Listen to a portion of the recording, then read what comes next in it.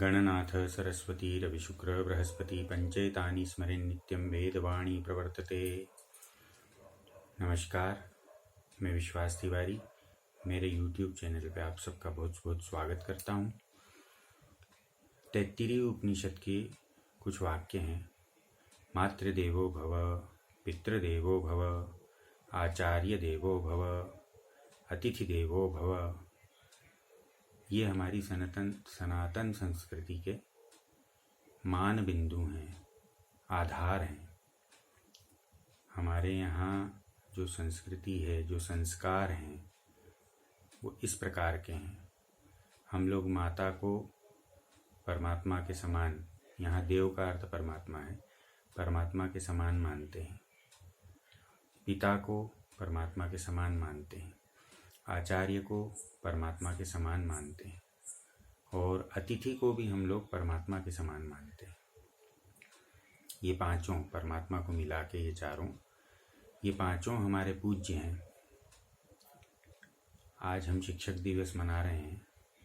शिक्षक दिवस में आज का दिन हम विशेष तौर पे शिक्षकों के प्रति कृतज्ञता ज्ञापन करने के लिए मनाते हैं। तो ये हमारी सनातन संस्कृति से संबंधित बात है, ये आधुनिक बात नहीं है।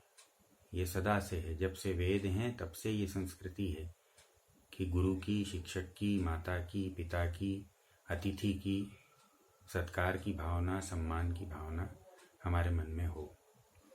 अब बात ये आती है कि गुरु का अर्थ क्या? गुरु का अर्थ बड़ा। संस्कृत में गुरु, लघु और गुरु। लघु का अर्थ छोटा और गुरु का अर्थ बड़ा। शिष्य जो है, आप किसी से भी कुछ सीखना चाहते हैं यदि, तो आपको शिष्य होना पड़ेगा। शिष्य का एक अर्थ हुआ छोटा, और गुरु का अर्थ बड़ा। जो बड़ा होगा उसी से आप कुछ सीख पाएंगे। जरूरी नहीं है कि वो आयु में बड़ा हो, वय में बड़ा हो।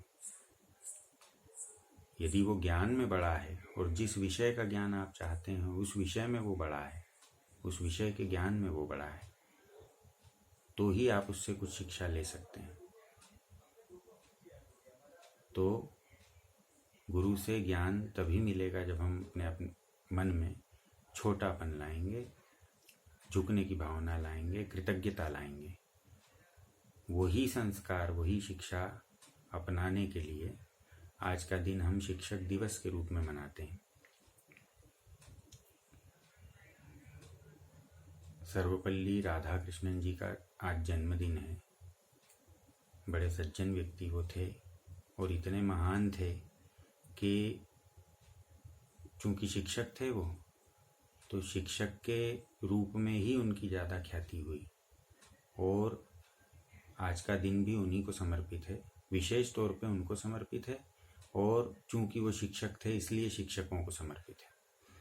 तो संसार के सभी शिक्षकों को मेरी ओर से बहुत बहुत नमन, और सारे शिष्यों को मेरी ओर से ये प्रार्थना कि आधुनिक गंगा में न बहें।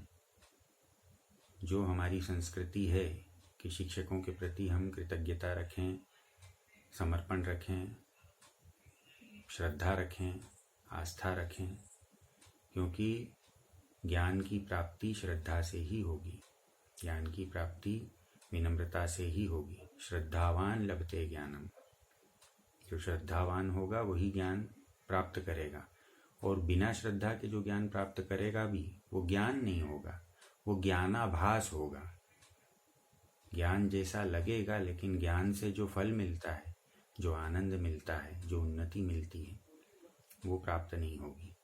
इसलिए शिक्षकों के प्रति, विद्या के प्रति, परमात्मा के प्रति श्रद्धा रखें तो ज्ञान प्राप्त होगा। आज के लिए इतना ही। बहुत बहुत धन्यवाद। हर हर महादेव। सर्वे भवन्तु सुखिनः।